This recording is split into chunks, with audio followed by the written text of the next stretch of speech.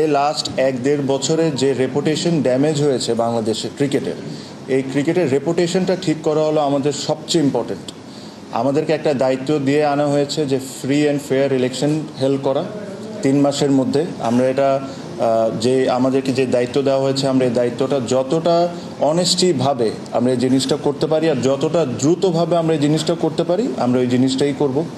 সাথে সাথে অবশ্যই আমরা ডে টু ডে অ্যাক্টিভিটিসের মধ্যে যা যা হয়েছে, ওয়ার্ল্ড কাপ ইস্যু আছে আপনারা জানেন, সব কিছু নিয়ে আমাদের যা সঠিক কাজ করার দরকার আমরা তাই করব।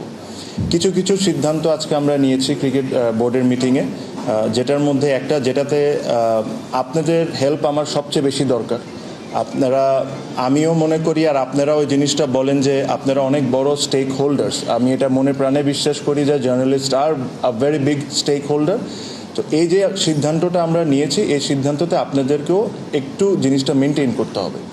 আমরা লাস্ট অনেক বোর্ডে দেখেছি যে বিভিন্ন বোর্ড ডিরেক্টর বিভিন্ন সময় ইন্টারভিউ বা বিভিন্ন সময় অনেক কিছু বলেছেন।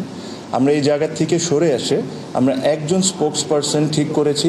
Anything to do with the board please contact him. ওটা আমরা সিদ্ধান্ত নিয়েছি ওটা তানজিল ভাই হবে।